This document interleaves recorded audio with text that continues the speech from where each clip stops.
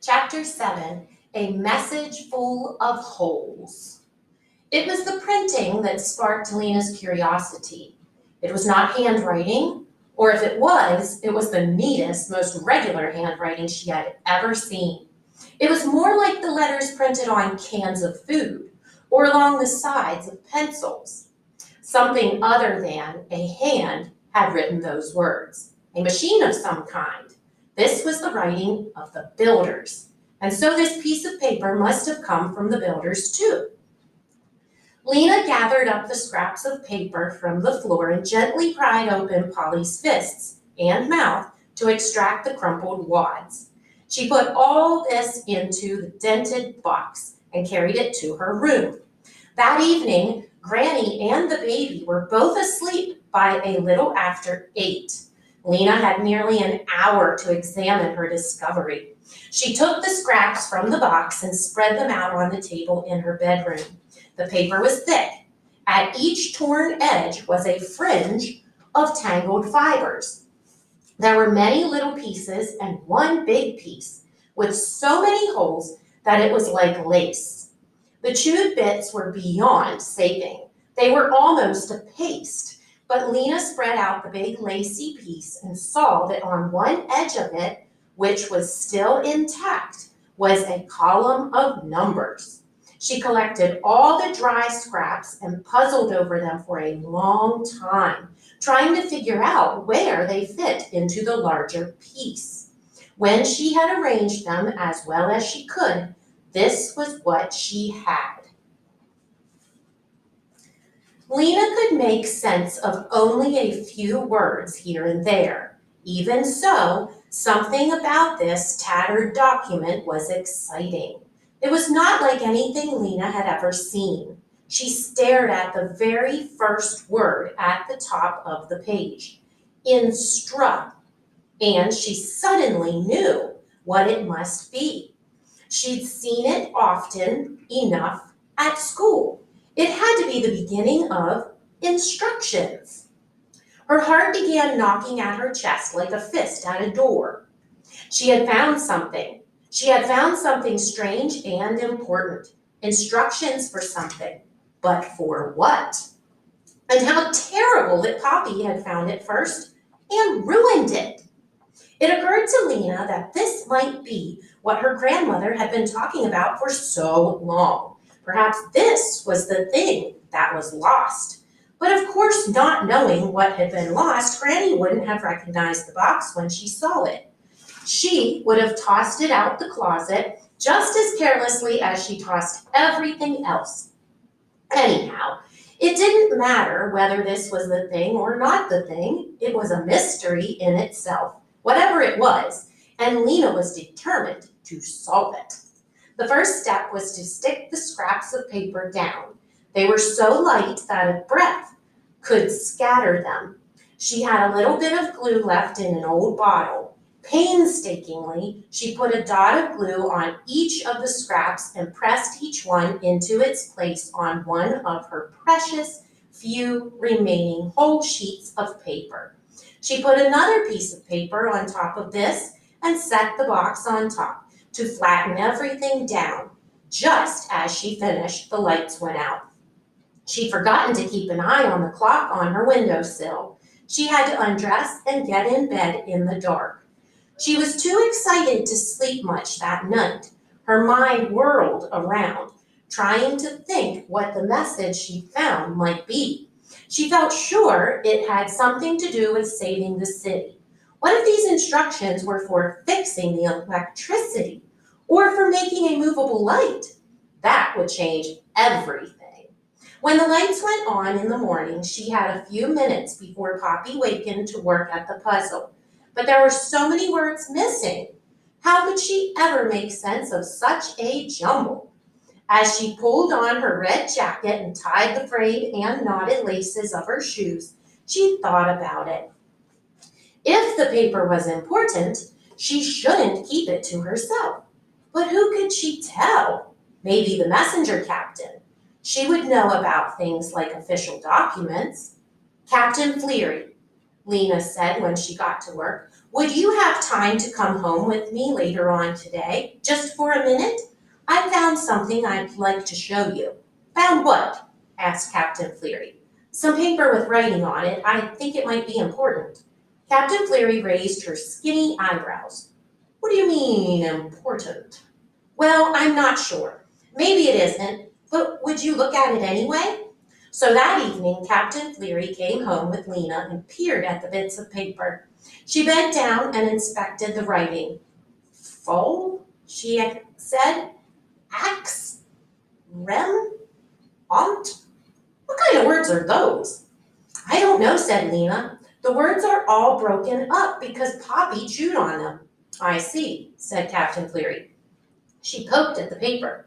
"This looks like instructions for something," she said. "A recipe, I suppose. Small steel pan?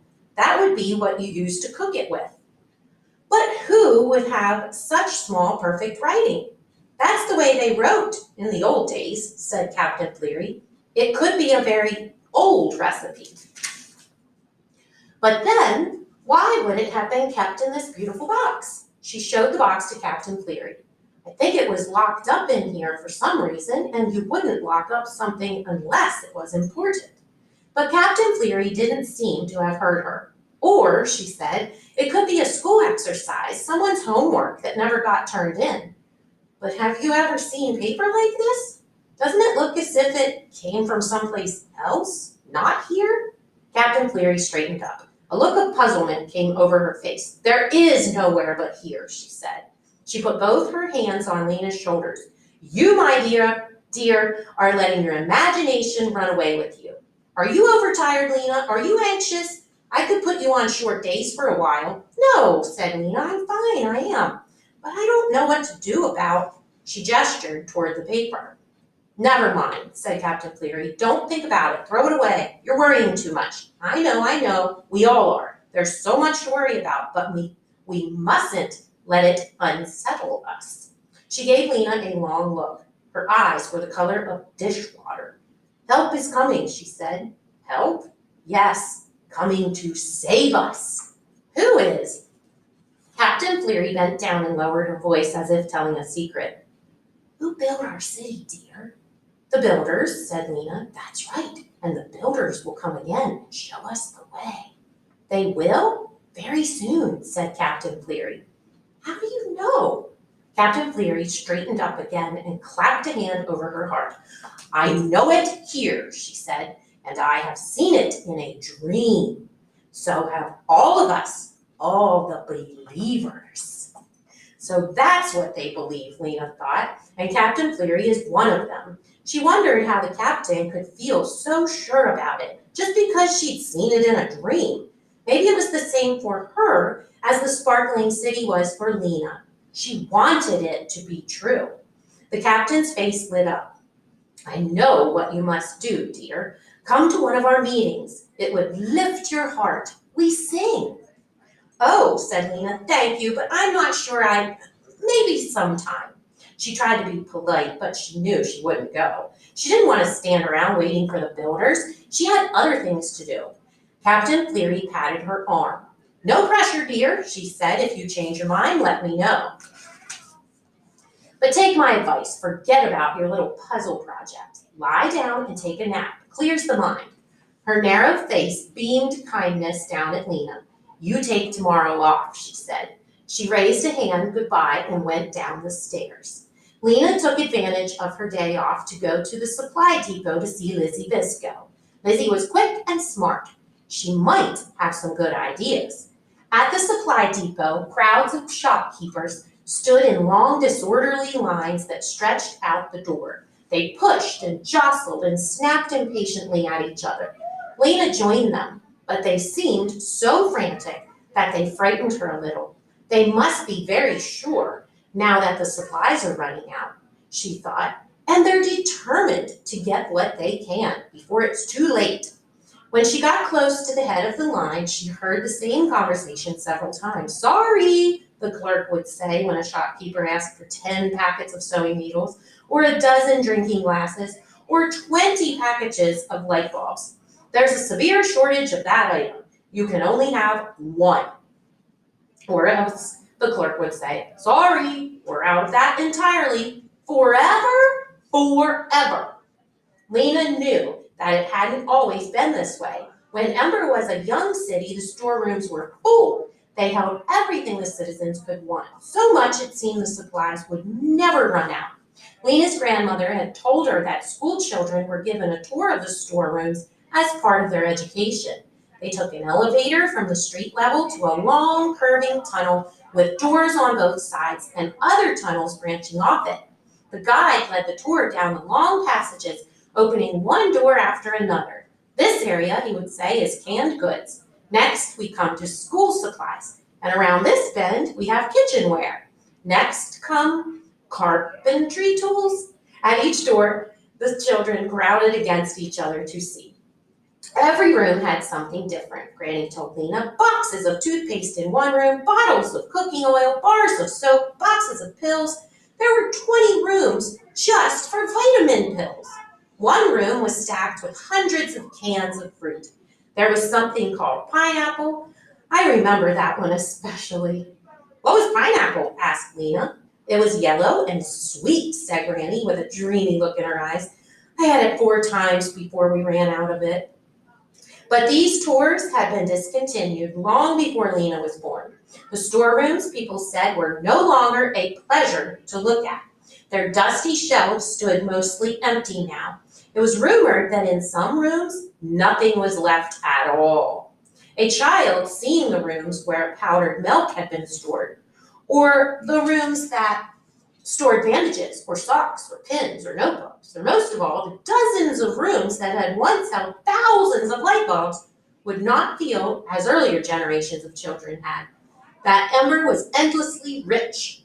Today's children, if they were to tour the storerooms, would feel afraid. Thinking about all this, Lena waited in the line of people at Lizzie's station. When she got to the front, she leaned forward with her elbows on the counter and whispered, Lizzie, can you meet me after you're through with work? I'll wait for you right outside the door. Lizzie nodded eagerly. At 4 o'clock, Lizzie came trotting out the office door. Lena said to her, will you come home with me for a minute? I want to show you something. Sure, said Lizzie, and as they walked, Lizzie talked. My wrist is killing me from writing all day, she said. You have to write in the tiniest letters to save paper, so I get a terrible cramp in my wrist and my fingers. And people are so rude. Today, they were worse than ever. I said to some guy, you can't have 15 cans of corn, you can only have 3. And he said, look, don't tell me that. I saw plenty of cans in the Pot Street Market just yesterday. And I said, well, that's why there aren't so many left today. And he said, don't be smart with me, carrot head. But what am I supposed to do? I can't make cans of corn out of thin air. They passed through Harkin Square around the gathering hall and down Roving Street, where 3 of the floodlights were out, making a cave of shadow. Lizzie, said Lena, interrupting the flow of talk, is it true about light bulbs? Is what true? That there aren't very many left. Lizzie shrugged. I don't know. They hardly ever let us go downstairs into the storerooms. All we see are the reports the carriers turn in. How many forks in room 1146? How many doorknobs in 3291? How many children's shoes in 2249? But when you see the report for the light bulb rooms, what does it say? I never get to see that one, said Lizzie. That one and a few others, like the vitamin report, only a few people can see. Who? Oh, the mayor and, of course, old Flabface. Lena looked at her questioningly. You know, Farlow Batten, the head of the storerooms. He is so mean, Lena. You would just hate him. He counts us late if we come in even 2 minutes after 8, and he looks over our shoulders as we're writing, which is awful because he has bad breath, and he runs his finger over what we've written and says, this word is illegible. That word is illegible. These numbers are illegible. It's his favorite word, illegible. When they came to Lena's street, Lena ducked her head in the door of the yarn shop and said hello to Granny, and then they climbed the stairs to the apartment. Lizzie was talking about how hard it was to stand up all day, how it made her knees ache, how her shoes pinched her feet. She stopped talking long enough to say hello to Eveline Murdo, who was sitting by the window with Poppy on her lap. And then she began again as Lena led her into her room. "Lena, where were you when the big blackout came?" she asked. But she went right on without waiting for an answer. "I was at home, luckily. But it was scary, wasn't it?" Lena nodded. She didn't want to talk about what had happened that day. "I hate those blackouts," Lizzie went on. "People say there's going to be more and more of them, and that someday," she stopped, frowned, and started again. "Anyway, nothing bad happened to me. After that, I got up and figured out a whole new way to do my hair." It seemed to Lena that Lizzie was like a clock wound too tightly and running too fast. She'd always been a little this way, but today she was more so than ever. Her gaze skipped from one spot to another. Her fingers twiddled with the edge of her shirt. She looked paler than usual, too. Her freckles stood out like little smudges of dirt on her nose. "Lizzie," said Lena, beckoning toward the table in the corner of her room, "I want to show you." But Lizzie wasn't listening. "You're so lucky to be a messenger, Lena," she said. "Is it fun? I wish I could have been one. I would have been so good at it. My job is so boring." Lena turned and looked at her. "Isn't there anything you like about it?" Lizzie pursed her lips in a tiny smile and looked sideways at Lena. "There's one thing," she said. "What?" "I can't tell you, it's a secret." "Oh," said Lena. "Then you shouldn't have mentioned it at all," she thought. "Maybe I'll tell you someday," said Lizzie. "I don't know." "Well, I like my job," Lena said, "but what I wanted to talk to you about was what I found yesterday. It's this." She lifted the box away and took up the piece of paper covering the patched together document. Lizzie gave it a quick look. "Is it a message someone gave you that got torn up?" "No, it was in our closet. Poppy was chewing on it. That's why it's torn up. But look at the writing on it. Isn't it strange?"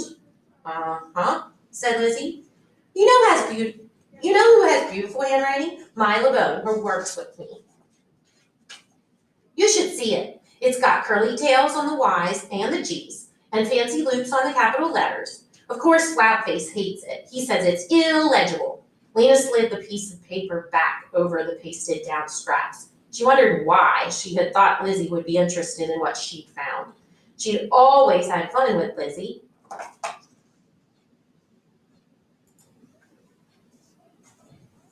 But their fun was usually with games, hide and seek, tag, the kinds of games where you run and climb. Lizzie never had been much interested in anything that was written on paper. So Lena quietly put the document back in its place, and she sat down with Lizzie on the floor. She listened and listened until Lizzie's chatter ran down. "I'd better go," Lizzie said. "It was fun to see you, Lena. I miss you." She stood up. She fluffed her hair. "What was it you wanted to show me?" "Oh, yes, the fancy writing. Really nice. Lucky you to find it. Come and see me again soon, all right? I get so bored in that office." Lena made beet soup for dinner that night, and Poppy spilled hers and made a red lake on the table. Granny stared into her bowl, stirring and stirring the soup with her spoon, but she didn't eat. She didn't feel quite right. She told Lena. After a while, she wandered off to bed. Lena cleaned up the kitchen quickly. As soon as her chores were out of the way, she could get back to studying her document. She washed Poppy's clothes. She sewed on the buttons that had come off her messenger jacket. She picked up the rags and sacks and boxes and bags that Granny had tossed out of the closet. And by the time she had done all this and put Poppy to bed, she still had almost half an hour to study the fragments of paper. She sat down at her desk and uncovered the document. With her elbows on either side of it and her chin resting in her hands, she pored over it. Though Lizzie and Captain Cleary had paid it no attention, Lizzie still thought this torn up page must be important. Why else would it have been in such a cleverly fastened box? Maybe she should show it to the mayor, she thought reluctantly. She didn't like the mayor. She didn't trust him either. But if this document was important to the future of the city, he was the one who should know about it. Of course, she couldn't ask the mayor to come to her house. She pictured him puffing up the stairs, squeezing through the door, looking disapprovingly at the clutter in their house, recoiling from Poppy's sticky hands. No, it wouldn't do. But she didn't want to take her carefully patched together document to the gathering hall either. It was just too fragile. The best thing to do, she decided, was to write the mayor a note. She settled down to do this. She found a fairly unspoiled half piece of paper, and using a plain pencil, she wasn't going to waste her colored ones on the mayor, she wrote, "Dear Mayor Cole, I have discovered a document that was in the closet. It is instructions for something. I believe it is important because it is written in very old printing. Unfortunately, it got chewed up by my sister, so it is not all there. But you can still read some bits of it, such as marked with E, fine door of bow, small steel pan. I will show you this document if you want to see it. Sincerely yours, Lena May, Fleet Messenger, 34 William Square." She folded the note in half and wrote Mayor Cole on the front. On her way to work the next morning, she took it to the gathering hall. No one was sitting at the guard's desk, so Lena left the note there, placed so that the guard would see it when he arrived. Then, feeling that she had done her duty, she went off to her station. Several days went by. The messages Lena carried were full of worry and fear. "Do you have any extra baby drink? I can't find it at the store. Have you heard what they're saying about the generator? We can't come tonight. Grandpa B won't get out of bed." Every day when she got home from work, Lena asked Granny, "Did a message come for me?" But there was nothing. Maybe the mayor hadn't gotten her note. Maybe he'd gotten it and paid no attention. After a week, Lena decided she was tired of waiting. If the mayor wasn't interested in what she found, too bad for him. She was interested. She would figure it out herself. Twice during the week, when Poppy and Granny were both asleep, she'd had a little free time. She'd spent this time making a copy of the document in case anything happened to the fragile original. It had taken her a long time. She used one of her few remaining pieces of paper, an old label slightly torn from a can of peas. The copy was as accurate as she could make it, with the missing bits between the letters carefully indicated as dashes. She had tucked it under the mattress of her bed for safekeeping. Now she finally had a whole free evening. Poppy and Granny were both asleep and the apartment was tidy. Lena sat down at her table and uncovered the patched together document. She tied back her hair so it wouldn't keep falling in her face, and she put a piece of paper next to her, blank except for a little bit of Poppy's scribbling to write down what she decoded. She started with the title. The first word she'd already figured out. It had to be instructions. The next word could be for. Then came egress. She wasn't sure about that. Maybe it was someone's name. Egressman, Egreston, instructions for Egreston. She decided to call it the instructions for short. She went on to the first line. This offic doc probably meant this official document. Maybe secure meant secure or security. Then there were the words period and ears and city, but after that so much was missing. She studied the line next to the number 1, exp. That could be expect or expert or so many things. She moved on to riv. That might be part of a word like drive or strive. What could ip and orc possibly be? They were so close together. Maybe they were part of one word. What ended with ip? Whip, Lena thought, trip, slip. What ended with orc? Fork came to mind immediately. Trip fork, slip fork. Nothing she could think of made sense. Maybe it wasn't fork. What else ended in orc? Starting at the beginning of the alphabet, Lena went through all the words that rhymed with fork. Most of them were nonsense. Bork, dork, gork, hork, jork. This isn't going to work, she thought miserably. Oh, work! The word could be work. Then, what would the first part be? Trip work? Flip work? But maybe there was a letter between the P and the W. Dips work. Pips work. Suddenly it came to her. Pipe works. Pipe works. That had to be it. Something in this message was about the pipe works. Lena looked back at exp and riv. Riv! That could be river. Rapidly, she ran her eyes down the page. In line 3, she saw verb ink. That looked like riverbank. The word door jumped out at her from line 4. Hole on its scrap of paper. Lena took a quick breath. A door! What if it was the one she'd wished for, the one that led to the other city? Maybe her city was real after all, and these were instructions for finding it. She wanted to leap from her chair and shout. The message had something to do with the river, a door, and the pipeworks. And who did she know who knew about the pipeworks? Dune, of course. She pictured his thin, serious face and his eyes looking out searchingly from beneath his dark eyebrows. She pictured how he used to bend over his work at school, holding his pencil in a hard grip, and how during free time he was usually off by himself in a corner studying a moth or a worm or a taken apart clock. That was one thing, at least, that she liked about Dune. He was curious, he paid attention to things, and he cared about things too. She remembered how he'd been on assignment day so furious at the mayor, so eager to trade his good job for her bad one so he could help save the city. And he'd taken Poppy inside his father's shop on the day of the blackout so she wouldn't be afraid. Why had she stopped being friends with Dune? She vaguely recalled the incident of the light pole. It seemed silly now and long ago. The more she thought about Dune, the more it seemed he was the very person, the only person who might be interested in what she had found. She placed the plain sheet of paper over the instructions and put the box on top.